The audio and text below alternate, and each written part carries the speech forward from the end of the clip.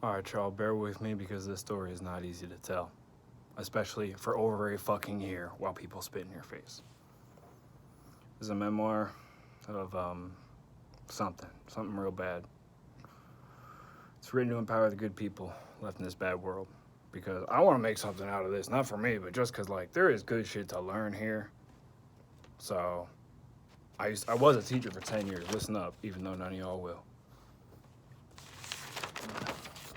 Forgive me. This is a little disorganized because writing this all down was it hit me. It was a left hook. I'm mostly putting it behind me, but this is tough.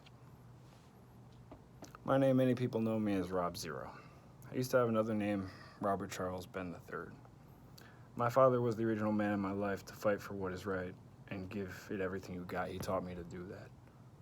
And before I get into all this, I miss you, Dad. I hope someday you admit that we all sometimes end up with a bad crowd making bad decisions. Unforgivable what was done to this young lady who I also love. But, shit, Dad, you know I know how it is to find yourself surrounded by bad people doing bad shit.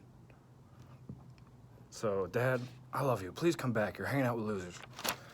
All right. I've seen the best and worst of this world in my life. I ran around both sides of the tracks. And on the tracks in Lincoln Heights last year when I blew this shit up on another Instagram account and 300 people were following it all around the country, the same news reporters and shit. It was going somewhere. I don't know what happened. I'm sharing my story in hopes to empower men and women to make this world a stronger place, because I found it's pretty fucking weak. All events detailed in this story are 100% true. Be advised, this story is PG-13. It's fucking NC-17, guys, but don't show your fucking kids this shit. You will hear about some shit you wish you never knew existed. I know I wish I never knew it existed. I'm actually gonna take a break. My voice teacher once taught me a metaphor. When the white man came to the New World, only the witch doctors of the Indians could see their ships. This was because the ordinary, regular man couldn't even imagine what those fucking ships would look like that came to destroy them. That's kind of like the position I was in. I was like, what the fuck? This shit happens? It does. Like, damn. But also, I want to demonstrate how to rise above whatever challenges come in front of you when you know you're doing the right thing. On May 2nd, 1991, I was born into an upper middle class white family from Newtown, Connecticut. Yes, that one. You tell if you on the wave, I used to think I was, might be scared of South Central. I'm like, bitch, where I come from, we mow down the kindergartners. That's how dark this story is, that I can open it up with a joke about a school shooting. Fuck. And it's not funny. That shit was bad, too. The Sandy Hook thing. Day one, I had basically already won the lottery. My father was a small business owner of a factory that my grandfather started in his basement. By the way, Robert Charles Ben I is, I swear to God, justice better happen before that man leaves this life, because I want him to know how proud of me he should be, because he's a good man. As I grew older, this factory became increasingly successful. During grade school, a group of Japanese investors reached out to my father to help him open a branch of the factory out there. We as a family used to take him out to dinner, try to be hospitable. We took him to an American Chinese restaurant, and my dad talked to him about Pokemon, but we tried. I admit, I don't know what I would talk to Japanese people about. I don't like Hello Kitty. Anyway, we'd take them out to dinner, and from a young age, I was blessed to witness diversity. Different people, different walks of life, good spirit. It's rare where I grew up. There's a lot of white people doing the white thing there, which I love, white power, but, that's just what you ran into there mostly. My high school had 2.5 black kids, and it was 1 black kid and 3 half black kids. That was the running joke. Sorry, black people, I love you guys too.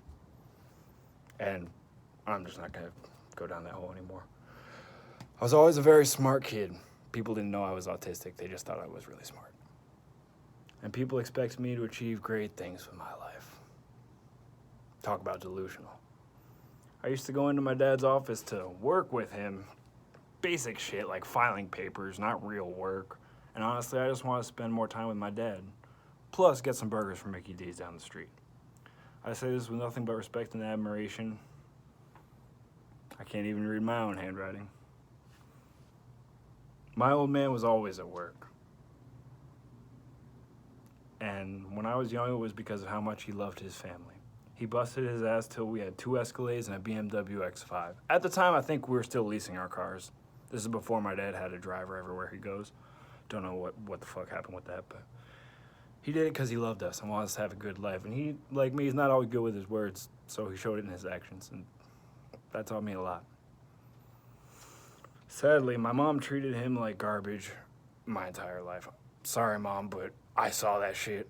I used to drive off doing 90 with Dad in his BMW, and he would just say, Rob, it's not right the way your mother treats me, and he wasn't wrong. I'm not a fan of Maria. She said some racist shit about my love life, but shit, Mom. If you don't want somebody to cheat on you, don't treat him like garbage.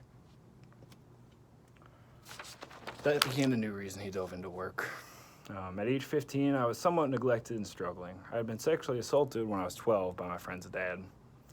Bullied all my life and watched my family become completely toxic. I began smoking weed, which may not be great, but gave me some relief and some friends. Not a great way to do it, but it kind of works when you're 15. I quickly began selling drugs in my prep school, both to gain people's respect, my peers, and to make some weed money. Weed is a bad thing, and now I don't like smoking weed. And people act like it's not a drug and it's this cool, hip, new thing. Weed is bad, y'all. It makes you dumb. And I've done a lot of bad drugs in my life. Weed is a drug, y'all, and it's bad for you. Early sophomore year, my mom caught me stoned. We all been there. There was a toxic void in my entire family, so I refused to stop. It was the only thing I felt like I had going for me. It was weed and friends. I woke up one morning in November, turned the break. My mom told me I was going away for a month to get well. Besides visiting when I was like 18, that was the last morning I would wake up at my family's home. While many 15-year-olds may be scared, I could not want to escape the hurricane of drama among my family anymore. So I went out on my roof, smoked a bowl, and simply was very sad that I had finally made friends and would never see most of them again. For the record, this was an okay decision. I had a 5-year-old sister, and I bear no resentment about getting the boot, because it is not acceptable for somebody that age to be exposed to marijuana. I'm not kidding. Y'all know I fuck up with drugs, but like, yeah, I get it. Cool. So for the next couple years, I bounced around many residential programs for troubled youth. And would, occasionally run away, hit the street. Once me and this dude crawled through a storm drain like Shawshank Redemption under a freeway until we got out. That was in Houston. Different story for another time. Most of these places were for the kind of troubled, like violent, aggressive kids. At first, being a soft-spoken and peaceful guy, real shy, these kids gave me hell. I adapted, learned to keep my good nature but stand up for myself, and let my reputation of integrity and being a good-natured guy who cared about people be something that, kept me out of the line of fire. This came in handy as many years later I knew how to assimilate with an often hostile crowd. Age 15 to 17, I lived in Connecticut, Pennsylvania, Texas, Utah, Massachusetts, New Jersey, a couple others that I forget, and my personal favorite, Nashville, Tennessee. We'll get there.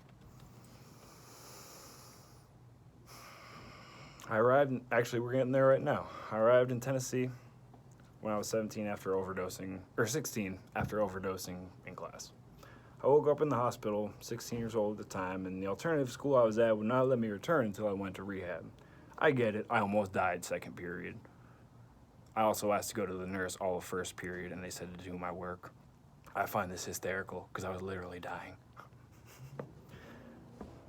Bunch of fucking, what is that shit those kids do? Xanny bars and a bunch of speed pills too. It was just a bad thing. I was a mess when I was a kid. That's why now it's hard to look at my decisions in that field as anything risky. Yeah. Because it was real bad back then.